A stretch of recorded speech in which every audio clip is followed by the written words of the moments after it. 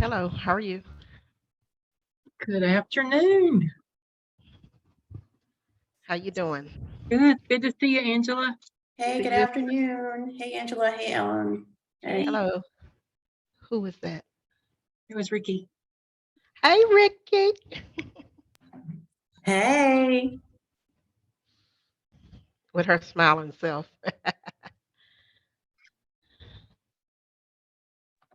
I spilled my lunch on myself today, so there's no camera. Like no one Oh, needs to see this. No but one we know, needs. but we know you're smiling as always. All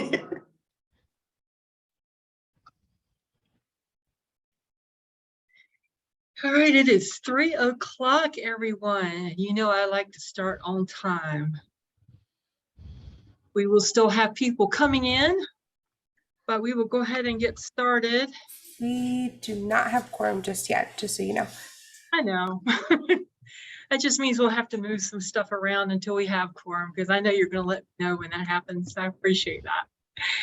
I've got my chat screen up so I can look at it when I need to. So I will welcome everybody and I will talk slowly. How about that, to give everybody a chance to log in while we're getting everything going. As always, we start our meeting by talking about the goals of the Homeless Services Advisory Committee.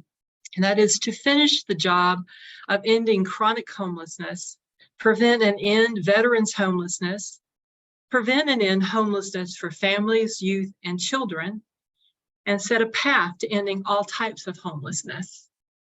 So again, thank you for all of you who are already here and the rest of you who are coming in. Look forward to a very energetic meeting today. I think you're going to be, I think you're going to enjoy this meeting today. At least I hope so. We're trying some new things and we'll get to it as we can. As we know right now, we don't have quorum, but I know it's coming soon. We'll be here soon. So what we will do first is just a few housekeeping things. Just remind you, if you're not speaking, to mute. Remind you when we ask for questions, or if you have a question, to please use your virtual hand raise. Anyone who uses that will be recognized first. And then we'll try to catch everybody else who can't find your hand raise, or if you don't have a hand raise or something, maybe you know, because that can happen. I get it. And we're not going to leave anybody out. Let's see here. I'm looking to see. No, Chris is not here yet. Okay. Since we don't have quorum yet, we're going to skip a couple of things right off. We won't be able to do the minutes yet, but we will talk about that soon. Once we get that. And do we have anyone sign up for public comment?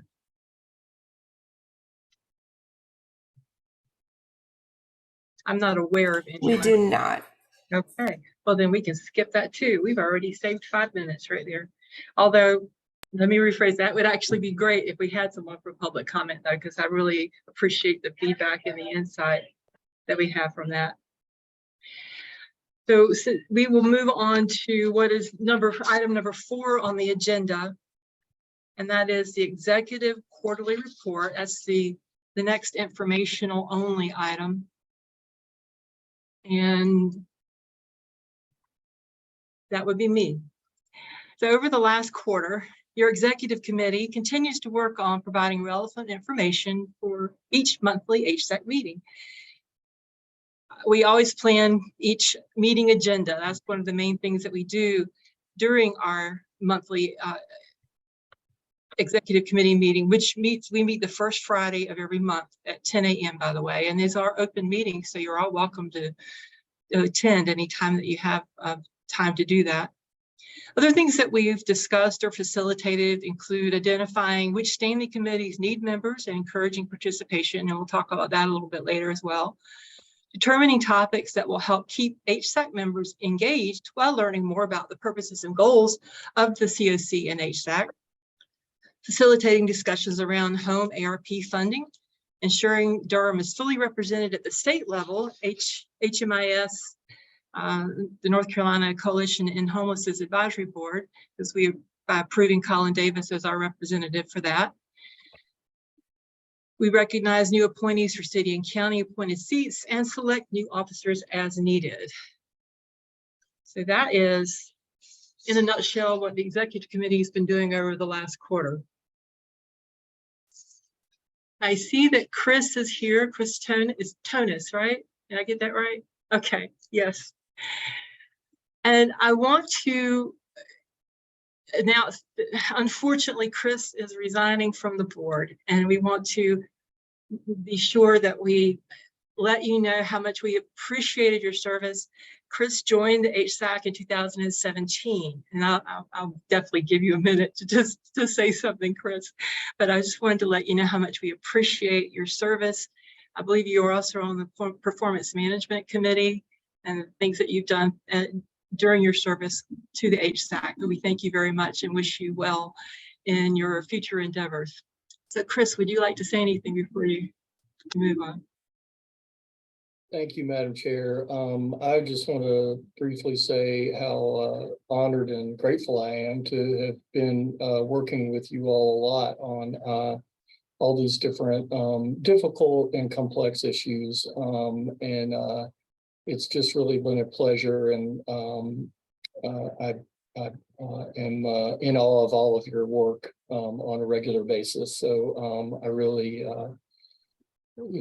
my hat is off to you. It's a bit bittersweet for me because I've really enjoyed being a part of these conversations in some small way, and yet I, not going anywhere. So I'm gonna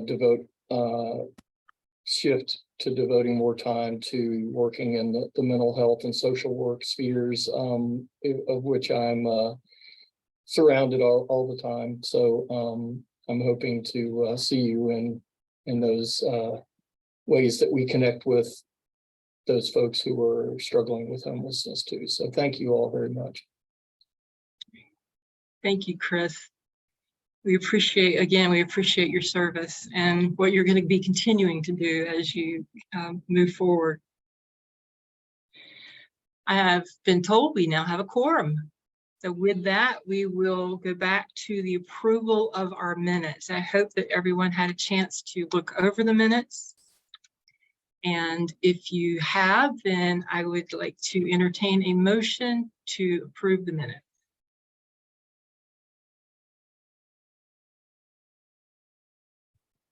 I'll make a motion to approve the minutes. Thank you, Eliza. I'll second. And who is that? Angela.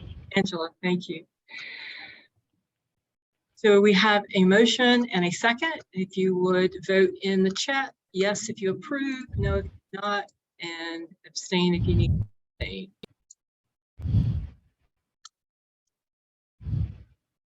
And just as a reminder, when we do request a vote, unless it's otherwise stated, voting is reserved for HSAC members. Just wanted to be sure that we mention that just in case there's any confusion on that part.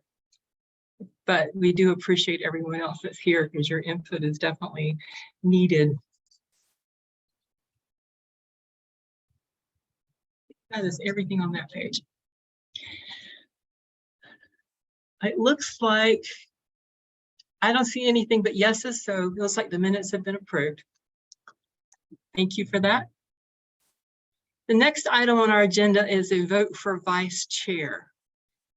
As was mentioned in the December meeting, Shay Kennard has resigned from the HSAC, and that has left the vice chair position vacant. Our executive committee has asked Eliza Matthew to become our new vice chair, and she has graciously agreed pending approval from the HSAC board.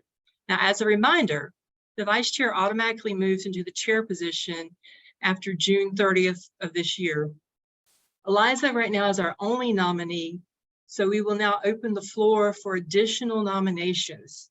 So do you have any additional nominations for vice chair? And if so, if you would please type the name of your nominee in the chat. That way we have a good record of it. I'll give you a minute to do that. Nominees also must be members of the HSAC. Thank you. Very important point. Yep.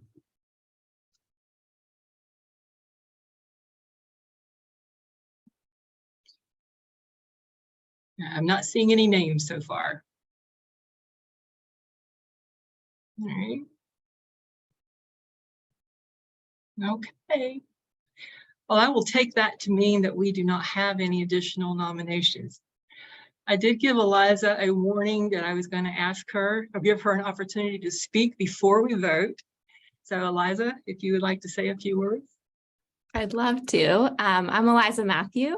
I work at the Duke Office of Durham and Community Affairs. I've been told it's okay for me to say I'm a Durham native. I moved here when I was 8, graduated from Riverside, came back to Durham after college and taught at Forest View Elementary for a couple years. And then I've been at Duke since 2015. And in 2020 started doing housing and neighborhood work. So a lot of that looks like partner neighborhoods, some of which may be familiar to you that are mine are Bragtown, Walltown, Crush Street, also others that are close to Duke's East Campus. And then also thinking about housing more broadly, joined HSAC in 2020 as a part of my role and have been listening and learning, and so excited to work alongside y'all as we move forward. Thank you, Eliza. I believe, if I understand rules of order correctly, our executive committee can make the motion to nominate Eliza for the vice chair position. Am I correct with that? Okay, then we so move. Do we have a second? I second it. This is Heidi. Thank you, Commissioner Carter. We have a motion and a second. Please vote in the chat. Yes, if you approve, no, if you do not, or if you need to abstain.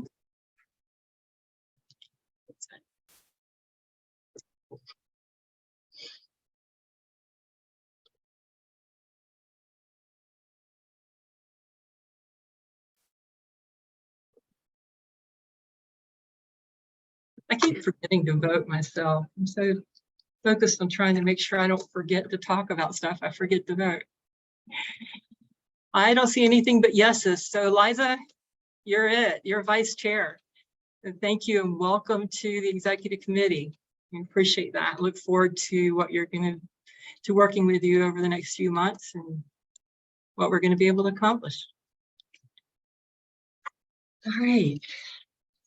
I told you this is going to be a little bit different meeting, maybe a little more interesting than, well, I don't know, maybe interesting in different ways. I won't say more interesting, but interesting in different ways. So the next item on the agenda is to do a photo. Do we have a quorum? So I'm assuming we have enough HSAC members. And what we're going to do here is get a picture of the full HSAC. I think we were just going to do HSAC members. Is that right? Okay. So what we're going to do is we're going to leave you guys, those of you who aren't HSAC members, we're going to leave you because we're going to go into a breakout room for just a minute. We're going to ask everyone who is HSAC member to please turn your cameras on because we want to get a picture. And Melissa is going to move us to a breakout room. We'll get the picture and then we'll come back. So everybody else, please hang on. I promise we'll return. Thank you. I was just going to say, I'm actually going to put everyone into a breakout room just so we can practice going into a breakout room because we will have to do it again later. So if anyone has any issues, this will give us a chance to troubleshoot early. So this will be really quick, and feel free in the other breakout room if you guys want to chat, get to know each other, and then we'll be back in just a couple of minutes. Melissa's our Zoom master, so she's got control.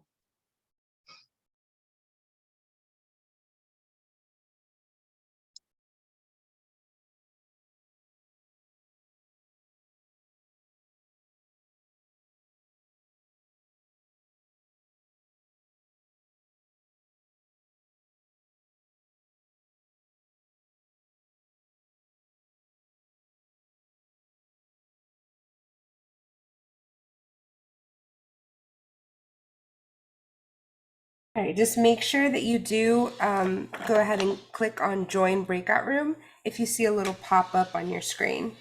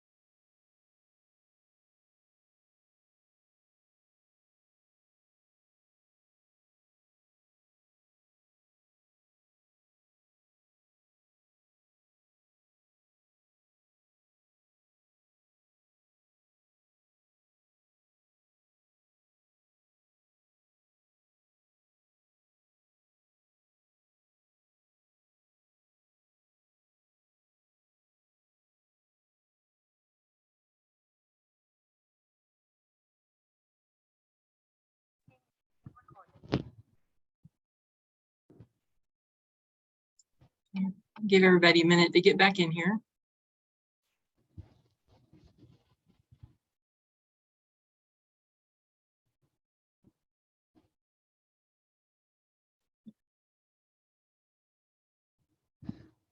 Okay, I forget how many we had to begin with. Right. You know, I never asked what the picture's for. We just got a picture and I don't even know why. What are we using the picture for? The great question. We were asked by the city clerk's office a while ago to send like a full HSAC picture during one of our public meetings. So this is just to send that over to them. And I think it might be posted on the website. I will send a link to everyone if it does get posted. Thank you. Okay, the next thing on our agenda is a white flag update. And for that, we have Colin. This will be very, very brief. This is just to circle back on a request that we had talked about in HSAC and it was punted to the Policy and Planning Committee, where we explored how we would expand white flag capacity during this cold weather season. And we had talked about adding additional money to contracts, opening more motel rooms, expanding congregate space at Families Moving Forward, and urban ministries, and wanted to circle back with the outcome of that. What we have arrived at is urban ministries and Families Moving Forward have a small number of overflow spaces that are available.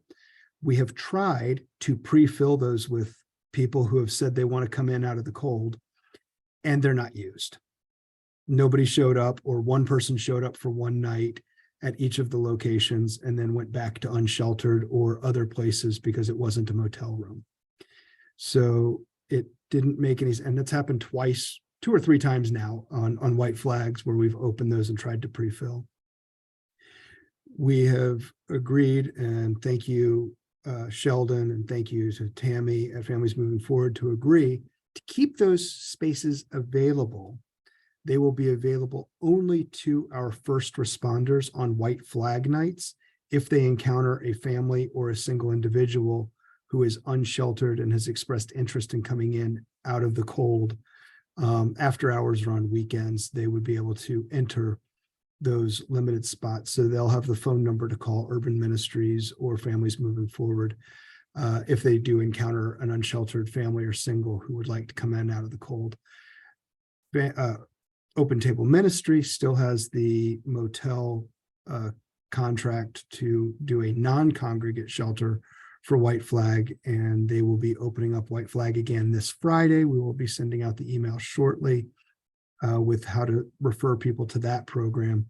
There is, as of right now, there's enough money to get us through the end of the season. If we do get another unbearable cold streak and we need to flex up, or money starts to dwindle, we will look at adding additional funds to that contract to ensure that we can flex if needed to finish out the cold weather season. So that's the update on white flag of where we are and how we're going to navigate this season. And we'll be looking at what next year's white flag will look like earlier to see if there's a way we can have more than 15 to 20 rooms a night available, and looking at perhaps congregate spaces that may be more cost effective and be able to be open for longer periods of time. That's where we are. Yes, Rita. Hi, Colin. I How just are have you? a question. Mhm. I'm good. Okay, so is there anyone that works for the white flag cold nights? Okay, like, let me give you the example. Like a couple weeks ago, white flag was supposed to go from Friday to Monday. Mm-hmm. But Friday there was, the weather didn't get to be cold. Okay. So I have a gentleman that I've been working with who did not get called for the white flag, Mm-hmm. but it became cold on Saturday and Sunday. So do we have volunteers, people that work that can contact people on the weekends when there's cold weather or unexpected weather? So that's a great question, Rita. So what we've been doing is operating the White Flag Motel because we do have limited spaces. It's a referral process and a prioritization process. So I think Drew Wotan from Open Tables on here, and Drew, feel free to chime in to fill in any gaps. But essentially it's looking at those at most risk of negative outcomes of being on the streets and kind of order of referral. So if he's on the coordinated entry list, waiting for a shelter bed and has expressed interest in it, people have been called. I've also heard from Entry Point that they've had folks that they called to refer to motel for White Flag, and people turned it down because it was only for 3 nights or 4 nights while it was cold, and they wanted it for 2, 3, 4, 6 months while they were still looking for housing, which unfortunately we don't have the capacity to do that right now.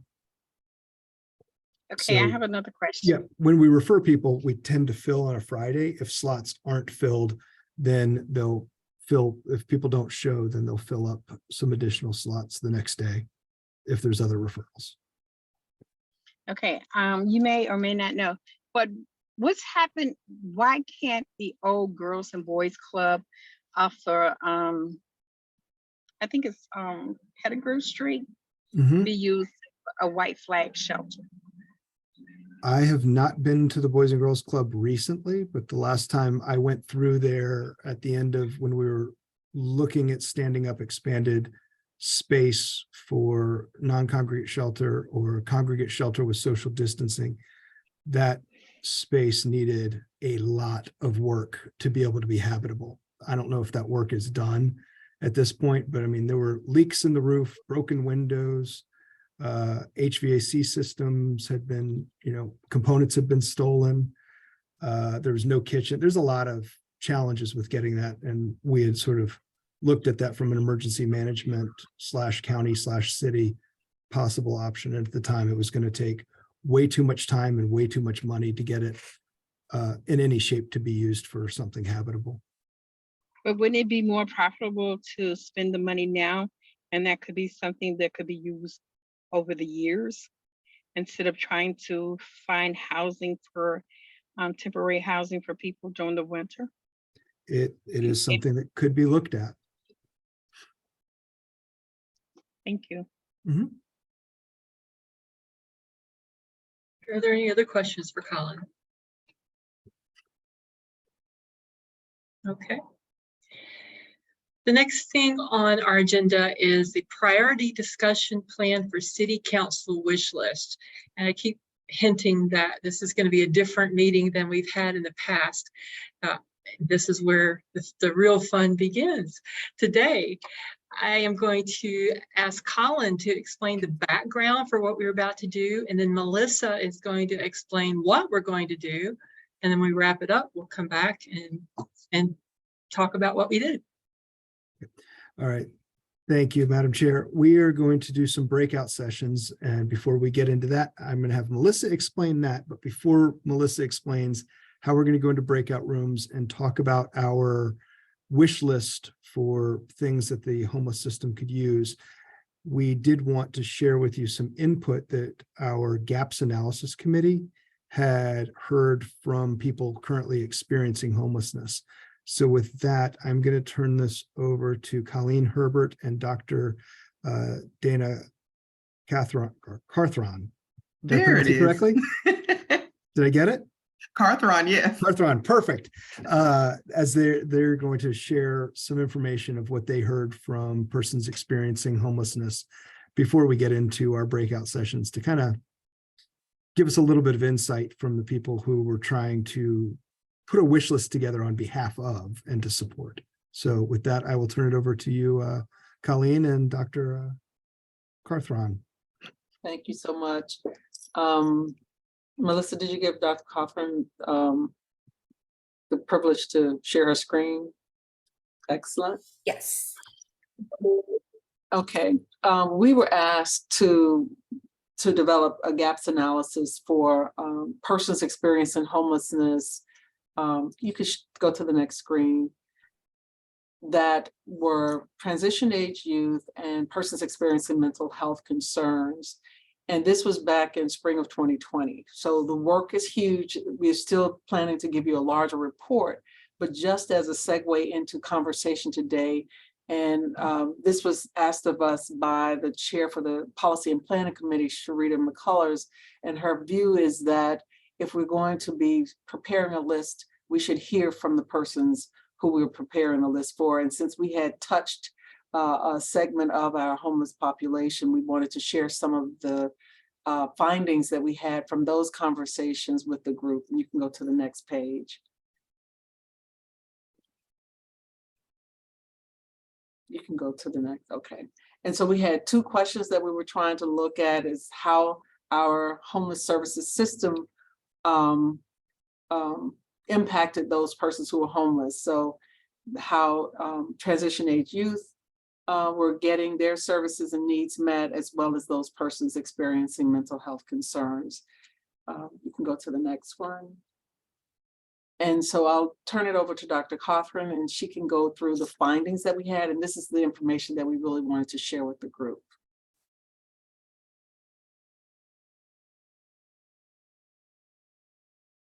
You're on mute, Dr. Cothran. Ha, my husband is a technology person, so I apologize. I wanted to just quickly go over the qualitative findings. There were some quantitative, but then we wanted to make sure we got the voices of the clients out there initially. So when we did the interviews and in the analysis, for overarching themes were very prevalent in the data. The first was no address, no service. The cycle of housing insecurity, awareness regarding available resources, and the impact of homelessness on mental health. I can keep going. Sorry, my screen, there it is. So the first, with no address, no service, many of the participants discussed having, knowing about government assistance. However, they were told if they don't have an address, then they weren't eligible for those services. And so a lot of them were just wanting issues or having some assistance to establish a residence, but they felt that there weren't a lot of services to get that done. And so I always like to give a little bit of a quote, if I can get this out of my way here. And one of the things that this is what I'm going through. And okay, the government programs, if you live somewhere and you already are renting from them, and you can get your rent paid up to a year and a half in advance right now. But if you don't live anywhere, live somewhere, there's no help. You know what I'm saying is if you're homeless, there's no, I don't know why that is. Yeah, I can get my rent paid, I can get my utilities paid, I can get food, I can get help with a car, all of that if I already have a place. And it was really prophetic there. Additionally, clients noted that if they weren't in a special category, they were unable to receive housing assistance. And this particular client said, I guess they all, regarding community services, partner together. I went there, I went online to some of the nonprofits that are around here. But it's like their requirements for everything, like either you have to be a senior citizen in the house or a child or someone with a disability. And it's like, I don't have neither. The cycle of housing insecurity was another that emerged and was very, very strong throughout the data. Some of the participants discussed inability to save for a place, or they weren't unable to save because of the cost of hotels to prevent sleeping in a shelter or outside. One of the participants discussed how they attempted to get help from a resource, noting that they were attempting to contact her but didn't have a phone, so they had no way to contact anyone. Since she and her son work and are staying in a hotel, they were unable to get help. And so her comment was, so most of the time we'll have enough money to pay to stay like the next day, but the thing is, it's so expensive, you can't save any money. So it goes into this endless cycle of hotel. And I paid anywhere from $70 to $80 a night. Another participant discussed remaining in the cycle of housing insecurity because of a criminal record. He stated, because when I was what I was in addition to like not having money for an apartment, I also had pending charges against me for a protest. And that was like, I'm not going to be able to get past my background check to get an apartment. So there were a couple people who discussed, not having, having a either almost not all felony, but some said they was still on their background check. And so they weren't able to get any housing because of that. So the next was homelessness and its impact on their mental health. And clients felt that, of course, homelessness negatively impacted their mental health. And while many were able to receive health services, mental health services during their homeless crisis, the process of transitioning out of homeless brought several challenges, including running out of medication. And it was hard for me to get basic needs met. Also because like in the process of being homeless, the stress, my mental health kind of tanked. And it's harder to get myself to do things I needed to do in general just to meet my basic needs, I guess. In addition, another participant discussed having men in her life that could help her, but it would not be good for her. She discussed her mental health. And she said, it's hard sitting out in the woods, freezing, knowing that I can call these people. Yeah, but what am I giving away in my return? My mental health. And finally, there was a discussion about whether they understood, or where they knew to go for available resources. There was a divergence in the awareness of available resources, including housing, mental health, care, and food. Several participants discussed not knowing or where the services were available. And this was a really big one. I'm not gonna lie, I had to steal before. When it comes to food, yeah, I'm not gonna let my child go hungry. And I know he's not exactly a child, he's 26, just a late bloomer. But for this participant, it was very important for that they stay together. And another response into being asked, what resources have been offered to you to help you and to help them look for housing? Nothing really. Everybody just say housing authority, housing, and that is not an option. That is not an option because of your record. And there was more than one participant that discussed having a record and not being able to get any services or not being aware of any services that would pertain to that individual. However, awareness of resources to some clients did provide support. A few clients discussed the host home program was utilized by some clients, and some clients also noted that some of these programs set them up in an apartment and rental assistance, which allowed them to save money toward their own place by the end of the year. And so one of the clients discussed getting exact information and getting a follow-up visit, getting to know my case manager, and just believing in God that she could help me the way she did, and the husband to help and also to help me. This particular participant, she stated that she was able to get help. It was just a matter of knowing who the right people were to get that information. And, and she stated that the case manager was phenomenal in having that person to know where those resources were, is pretty much how she was able to keep going. Did you want me to do those also? I can go ahead and do these. We're just going to wrap it up. Based on the findings that we had, these recommendations came out of those findings, which was to increase the awareness of community resources prior to transitioning, as well as having access for clients with mental health issues, and to be able to set them up with transitional care. To work with stakeholders, including policymakers, to increase availability of housing for all, and not just special populations, and those that are listed with persons with children or differently abled, older adults, and then to increase housing for persons with criminal records.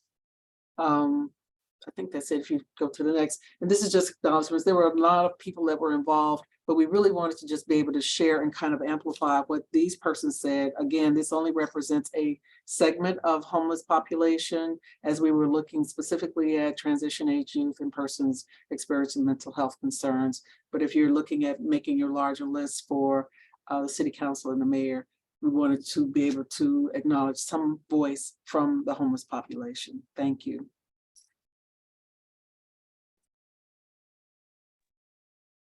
Thank you very much, Dr. Carthron and Colleen. Appreciate it greatly.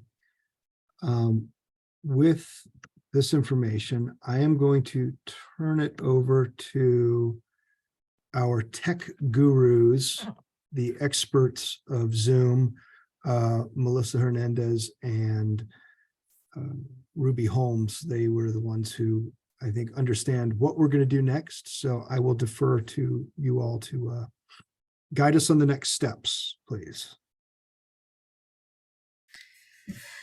Awesome. Hello, everyone.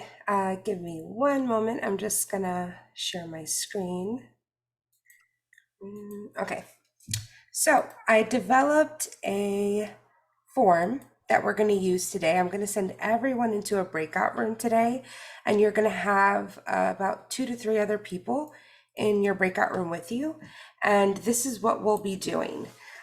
So with this wish list that we've been asked to create, we want to make sure that we're getting feedback from the larger community and our full HSAC. So we're all going to be in breakout rooms, and you guys are going to have a chance to discuss, what 3 wish list items you think should be created. So I've created this form and it gives you the full instructions here, but you're going to have about 20 minutes in the breakout room. Once you get into the breakout room, the first thing you'll want to do is decide on a leader amongst yourselves within that breakout room. And that person is going to be responsible for actually filling out this form.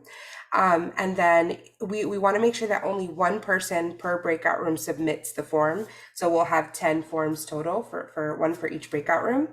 And then once you've decided on your leader, you'll have these questions to kind of help guide the conversation.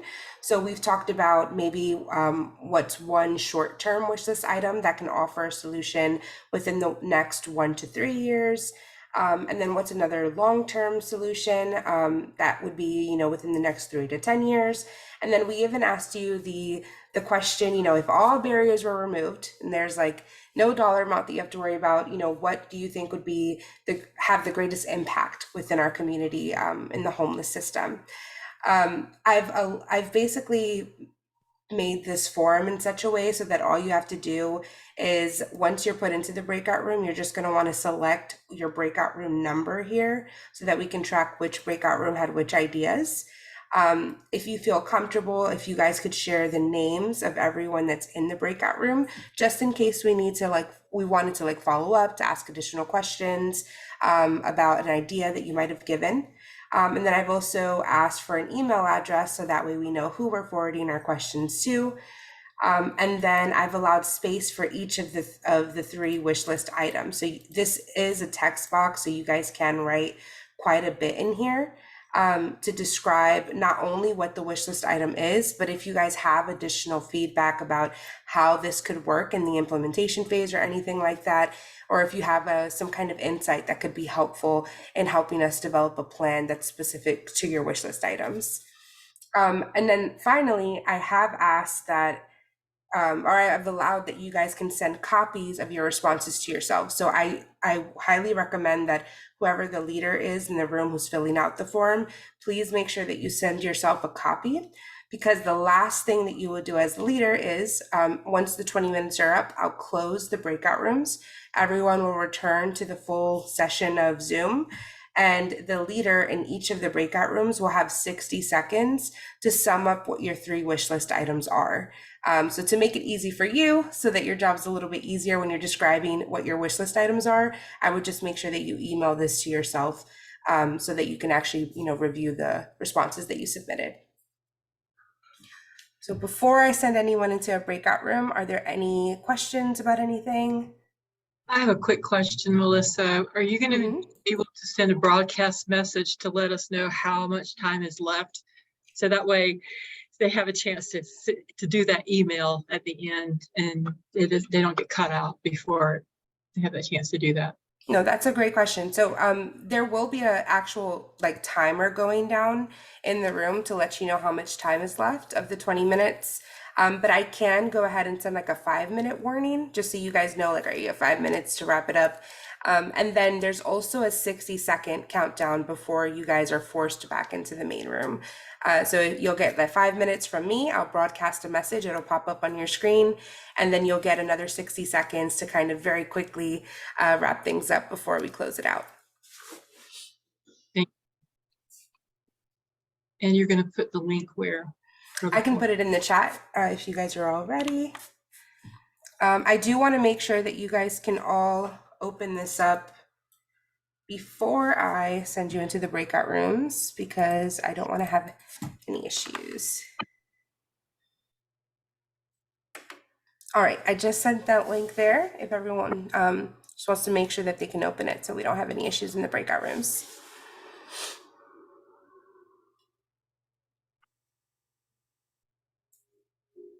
All right. All right, I'm going to go ahead and send everyone into the rooms. Just so you know, there is a support button on the bottom of your Zoom page. So if anyone is having any issues in the breakout room, feel free to click on that and it'll notify me to pop into your breakout room and offer you guys any support or clarification that might be needed, okay? Thank you. All right. Have fun, everyone.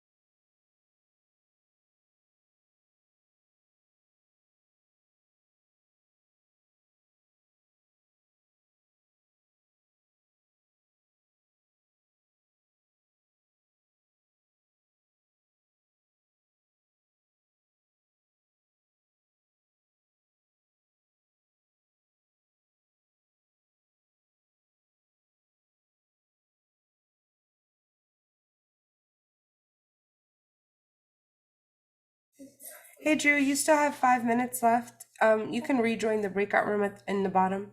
Thanks, Melissa. I actually have to bolt. My son is at home sick. So I thought this was till 4. So I'm hitting submit on my responses right now. Our conversation had just wrapped up. No worries. Have a good day. Okay, thanks so much. You do the same.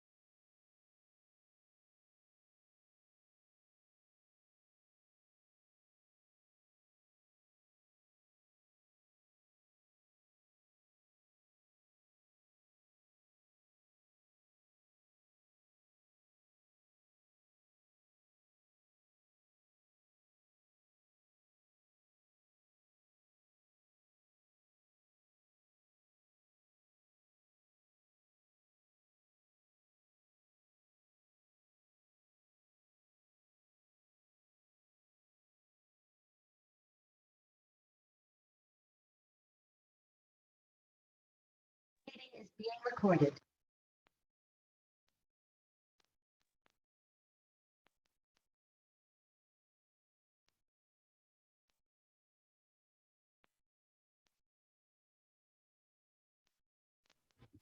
Julia, can you talk now?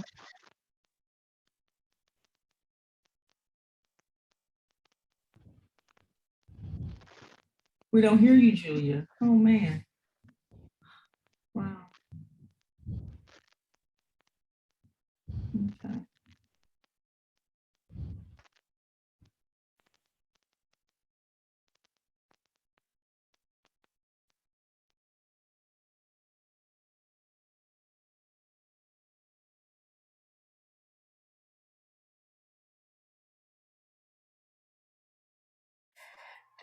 Julie, are you in the browser or the app, the Zoom app?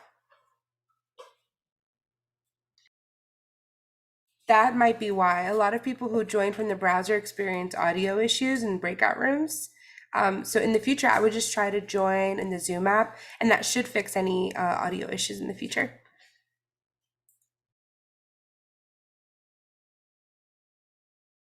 Can she go out and come back in? Yes.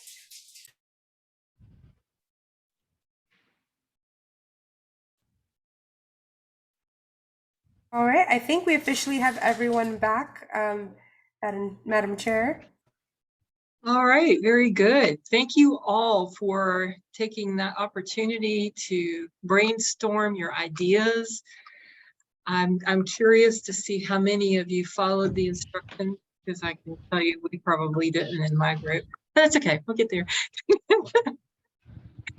What we want to do now is give everybody, as Melissa said, 60 seconds, so 1 minute, that's take up the next 10 minutes or so of our meeting, to just recap what you talked about in your group. So we will start with room number 1, whoever is the leader for that group. I think I was voluntold to be the leader here. So Tracy Stone-Dino and Ruby were the other parts of our group. Just a really great conversation. It was hard to narrow some of these things down. Our short-term goal, a lot of our conversation was around, a need for services and supports that promote self-sufficiency, including when folks move into housing. So tenancy supports. So we kind of identified the need for services, including when folks are in permanent housing, and very specifically kind of mentioned linkages with workforce development to help get folks on a track to, earning money that can help sustain housing and hopefully kind of break a cycle of folks returning to homelessness and housing instability.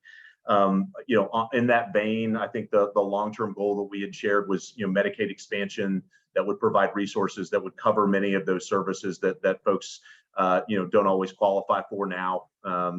We heard an example from, a partner agency doing rapid rehousing and hearing from landlords that, that are, being asked to sign leases with folks that have really significant barriers to housing, but that have only temporary services and supports. And that's, kind of a scary combination for some of our landlords that might have some concerns about working with our folks. And for the long-term goal, or I guess our number 1, we talked about policies that promote equity, and we talked about the possibility for reparations not going to specific households, but significant funding to agencies that work upstream and are working with low-income households and people of color and trying to get them on a path to self-sufficiency. And in that vein, as a specific policy that we thought kind of fell under that umbrella was just inclusionary zoning. We know that Chapel Hill's doing it. We know that Davidson's doing it. It might be voluntary, but if we can get the private sector creating units, affordable units, in addition to what the public sector is doing, that could be really big for our community. So sorry to ramble. No, thank you, Ryan. Appreciate that. Also, Ruby said that they only had 7 forms submitted. So if you have not submitted your form yet, please be sure to do that so that we don't lose your input on this. Okay, whoever was leading room number 2? That was me. Eliza Matthew. Our group was Natalie Byer, Sheldon Mitchell, and Shantae Addison. For our item number 1, more short term, there was a question around any federal COVID money left over to grab for affordable housing funds. What could that look like? Something that's worked in the past is landlord incentives to entice folks, upfitting fees, repairs, leasing up, additional first month's rent funding. what we talked about around white flag. So thinking really about a location or space. So we're not talking about that every year, but more thinking about it year round. And then DCRC, ability to support the population in the space challenge that they've had and where there might be opportunities. For 3 to 10 years, need to improve capacity for non-congregate shelter, needing more space in general to respond to the growing need, more permanent supportive housing, and thinking about how that could look in mixed use developments. Also thinking about our LGBTQ plus youth solutions to be safe and housed, and land opportunities that faith communities may have, including them in the conversation and thinking about how there might be opportunities for housing where faith communities have land but don't have the capital to develop on them. If anything was possible, thinking holistically about housing, something affordable, good quality, but also connected to transit, and just being able to pay rent as it's being charged, related to HUD's definition of fair market rent and how that's playing out for folks. And those are our answers. Thank you, Liza. Lloyd and Jonathan and I were in room number 3, and we're going to skip ours right now. I'm going to take that opportunity and just move on to room number 4. That way, if anything that y'all don't cover that we did, we'll add ours at the end. So who had room number 4? Okay, good afternoon, Vegas Webson here. We think we're group number 4. And so thank you, Danielle Butler, Julia Gamble, and Angela Holmes. We had a great extensive conversation. And so for that short term, 1 to 3 years, we discussed obviously affordable housing stood at the forefront, and having that buy-in from landlords, which would hopefully create more housing opportunity. Also keeping in mind our aging citizens and those who have medical challenges. We talked about that as well, to sort of have them, I guess you'd say, at the top of the list, if you will. We also talked about in the 1 to 3 year short-term wish list, changing up the logistics of the wait list. If you apply and you're on the list, and if you're in transition and maybe you're not where you used to live and you're somewhere else, and they send that mail to that residence and you're no longer there, how to fine tune that or enhance that. Some of the other counties or nearby cities have it where you can go online to check your status on the wait list to make sure that you weren't kicked off and that sort of thing when it comes to DHA and housing. 3 to 10 years, we talked about tiny homes, lots and lots of tiny homes, villages for our folks that would be efficient. And also what stood out to me a couple of months ago, our intense in-depth conversation about when we have white flag, the space, the volunteers, the appropriate training to assist our homeless citizens. So those were 2 that stood out to us in terms of the 3 to 10 year long-term wish list. And lastly, if we could remove if the barriers were not there, unrestricted dollars to answer that last question, to just have that flow of money to do what needs to be done to support our homeless citizens. Thank you. Thank you. Room number 5. Hi, Helen. I was in room number 5. I was with Wanda Page and Colleen Herbert. And pardon me, we talked about having affordable level units for our residents. So maybe not the huge homes or anything like that, but more of the smaller type homes and units that they could afford. A day housing program, so places that the unsheltered could go when they cannot stay in the shelters during the day.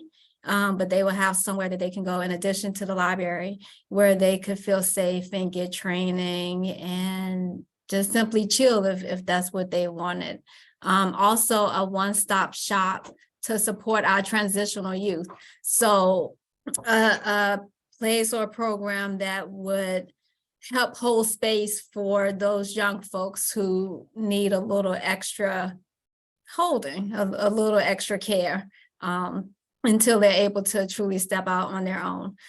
For number 2, we also talked about the day program, the day housing, possibly being 7 days a week, maybe 24/7, something like that, but a little bit longer than a typical, oh, that's exciting. A typical 9 to 5. Also mention having more connected on-site continuum services so that our neighbors don't lose those connections on a day-to-day basis. So when someone may have to leave the shelter or go out and they may forget that they have an appointment, they may forget that they need to come back at a certain time to meet with their care manager or things like that. But having more programs to help fill those gaps so that not so many folks are falling through the cracks. And also having that wraparound support, which is similar. Policy changes and additional housing choices. I heard someone talking about like the small houses, so we did mention that as well. Having some of the, either the crates or something like that, and having that be part of our overall policy changes. We did get to number 3 with a few minutes to spare, and we talked about increasing the minimum wage so that people can simply be able to afford homes and food and taking care of all of their needs and their wants. And then having housing choices for communities, recognizing that not everyone wants a 3-bedroom home or a 5-bedroom home. Some folks may simply want the smaller homes or but just having choices that people can truly afford and take advantage of.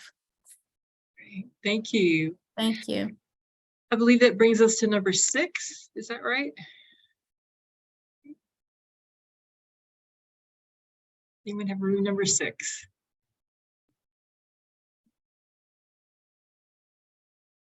All right. Well, then we will move to room number. Oh, I'm here. go ahead. I had to step out and unmute myself. So we just really talked about like day services, which I see as a common theme in this conversation, which makes my heart happy because I don't know, like I was the director of PSR and adolescent day treatment program, and I'm a firm believer that when there is a structured daytime services available and then people in the community providing wraparound services, it really helps with the process because you're putting your hands on the people every day. You know, you know about all the different things that may be going on in their life, what they may be dealing with or what is coming up, and you can kind of prevent some of these, you know, catastrophes from happening. The other thing we talked about, number 2, was really comprehensive case management. Like, I think that a lot of homelessness can be prevented if we are given an opportunity to get involved. So for instance, maybe like landlords being able to kind of log a situation. Hey, I've got a lady named Wanda living in Unit 1B on such and such a street. She is a month behind now and I'm filing papers today. Then we can kind of get involved and say, okay, well, what can we do to redirect this situation from Wanda being homeless again, especially if she's already been in that situation. But in order for that to be done, you have to have case managers who can have salaries, who can get out and do all the running around and maybe taking Wanda over to a local church to get rent assistance or whatever the case is. Like, we really would have to put some intense funds into case management. And I'm just a firm believer that case management works, especially when you have people who want to help people. Jerome, you have anything you want to say? Yes, I do. Yes, I do. We, as a group, consider the intake and case management to be highly prioritized in what the direction we want to go. We want the intake process would be comprehensive to where we could have a firm understanding of the exact needs of the clients that we would service. Now, I don't have the 3 points to go by, so I'm going to give you an overall view, overall conversation pertaining to it. The intake process is very important. The comprehensive intake point would be entry point, would be directly benefiting the HEMIS software that we would need to record all of this information. The information that we would gather would give us a direction to where we would place our different clients that come in. We could have the comprehensive way of doing things. Say we had 5 people, an example, hypothetically, we could have 5 people come in the door needing assistance. There could be 2 women, a man, and 3 young people. So we have to deal with each individual prospectively. The woman could have a 3-year-old, so she would be in a category that would possibly provide services in the event of those with women and women with children. So that would be important to have that information on hand to know the direction we need to send them. The building of relationships with employers in the area would help us a great deal in securing financial aspects of each individual that would need it. That's an overall view of what we did, and we think the case management and the intake process is highly prioritized. Thank you. We look forward to looking at all of this again when we talk about bringing all these together in a little bit.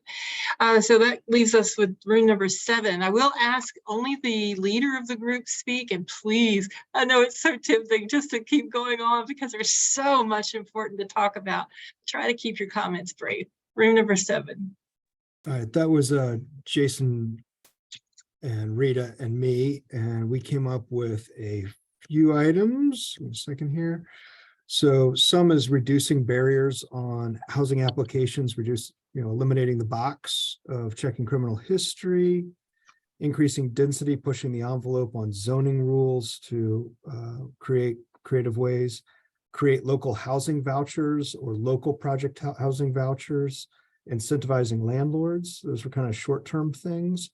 Also looking at the 3 to 10 year time period, shelter for couples, shelter space for multi-generational households, and that all season hot, cold, warming and cooling shelter that's open.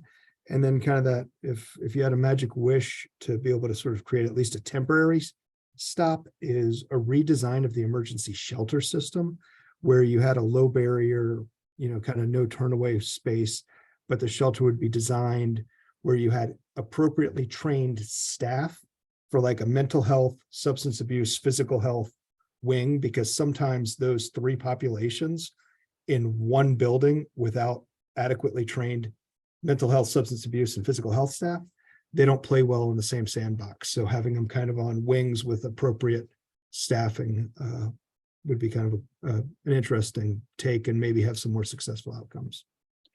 Thank you. Room number 8. Hi, everyone.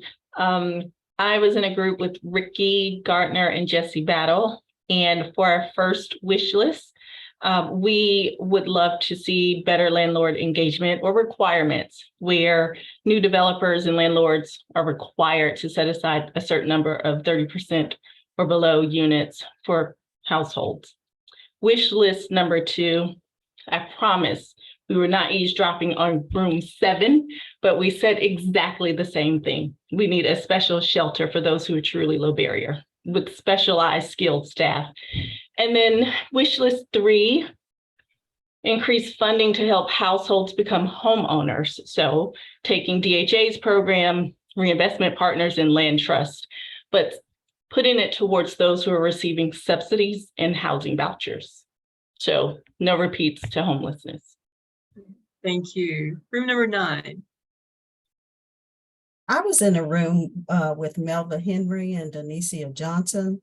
For 1 to 3 years, we looked at transitional housing facilities to increase those for families, women with children, and single adults.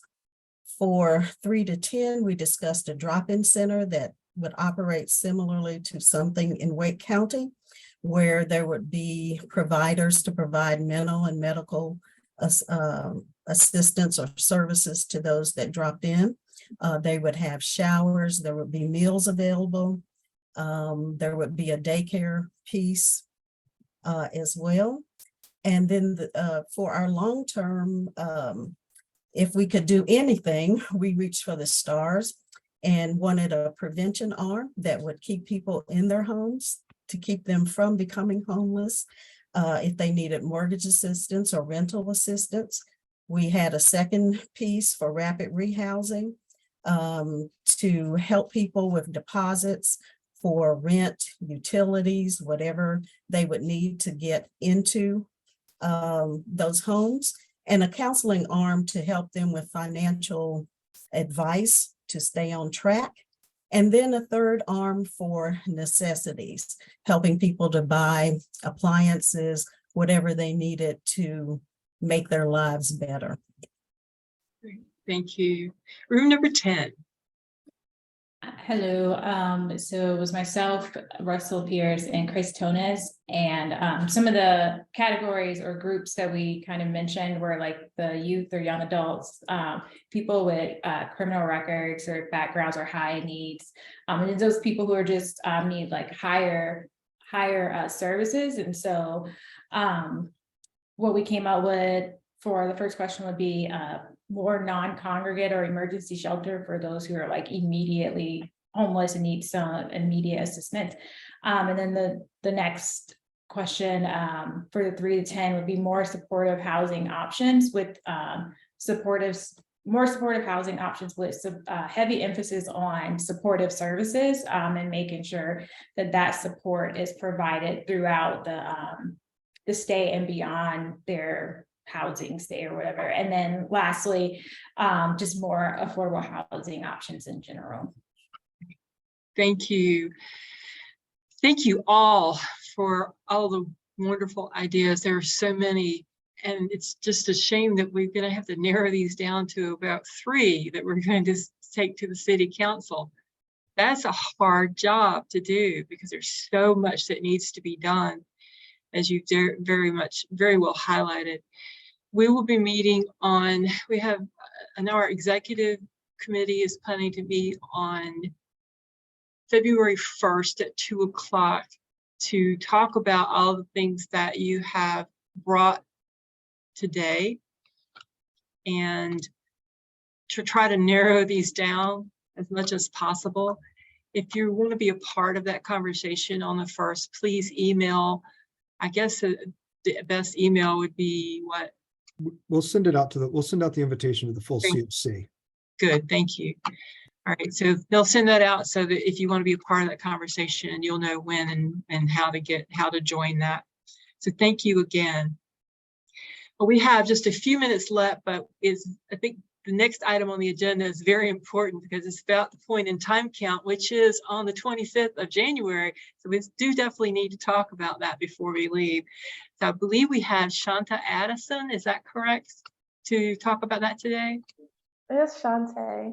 Shantae. It's okay. All right, so thank you. Good afternoon, everybody. Just wanted to give you all an update on point in time. It is scheduled for the night of Wednesday, January 25th. Just a little bit about what we've been doing. So far, we have about 154 people signed up to count. Of course, we need more than what we hope because we have to account for attrition and people not showing up, but we have a really good number to start off with.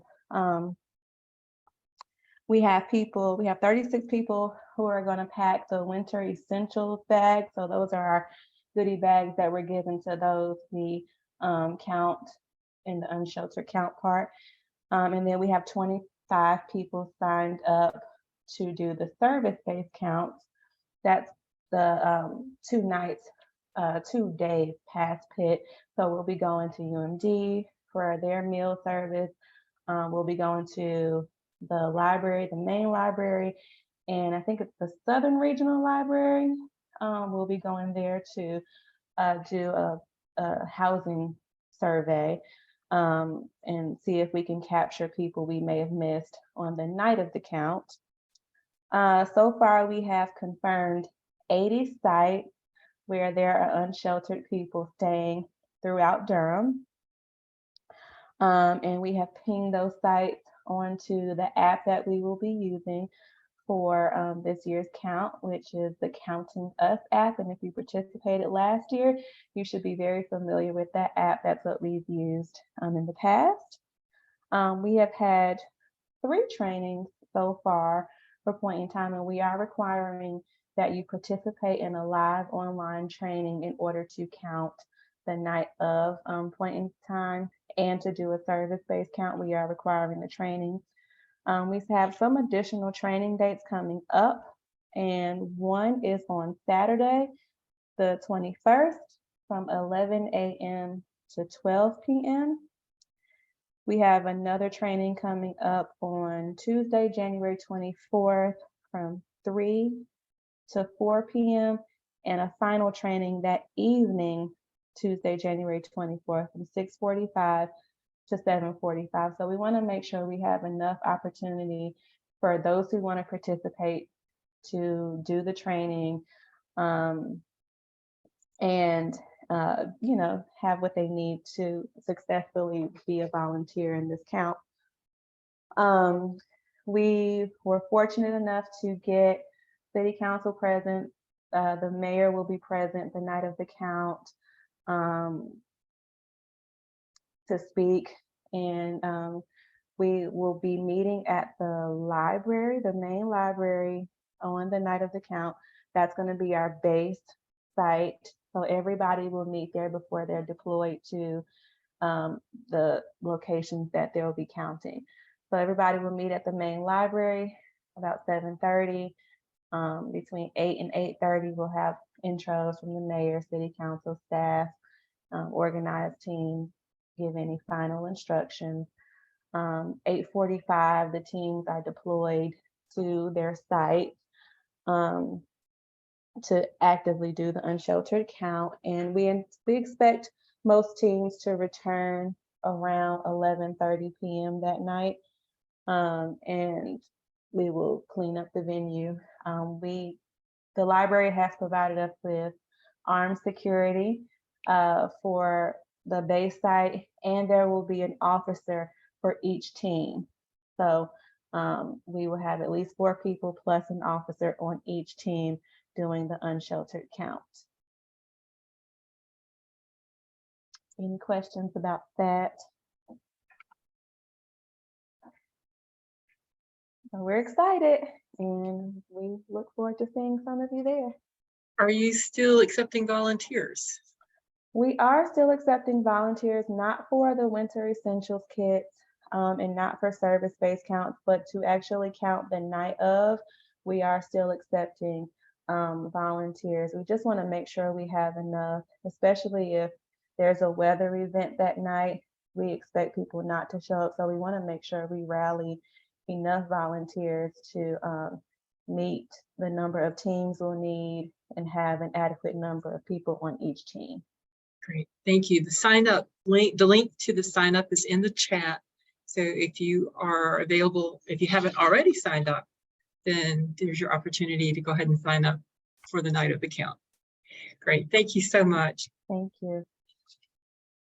The only thing left on the agenda, other than just asking for announcements, is just a reminder that we still need your support on our standing committees.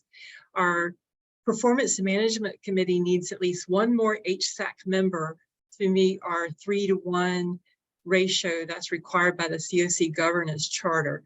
That charter requires that there be at least 1 COC liaison for every 3 HSAC members. And right now there's 5 HSAC members on performance management and 2 COC liaisons. So we need at least 1 more HSAC member on that committee. And then there's 8 HSAC members and 2 on the policy and planning committee. So you are welcome to join us on those committees. Just email Durham Opening Doors at durhamnc.gov. And if you're interested in serving, and we'd love to have you. So at this point, our next meeting, we're back on the 4th Wednesday. But the last couple of months has been the 3rd Wednesday. So we're moving back to the 4th Wednesday in February, which will be February 22nd. It's 2023, with the agenda says 2022. I have still written that so many times. Easy mistake to make this time of year. But at this time, I will entertain a motion to adjourn our meeting. And again, thank you for being with us today. Madam Chair, this is Vega Sweps, and I'd like to make that motion to end this meeting, please. Thank you, Vega. Do we have a second? A second. Thank you, Shaisha. And with that, you are welcome to leave if you accept. We are adjourning the meeting. All right, have a great week.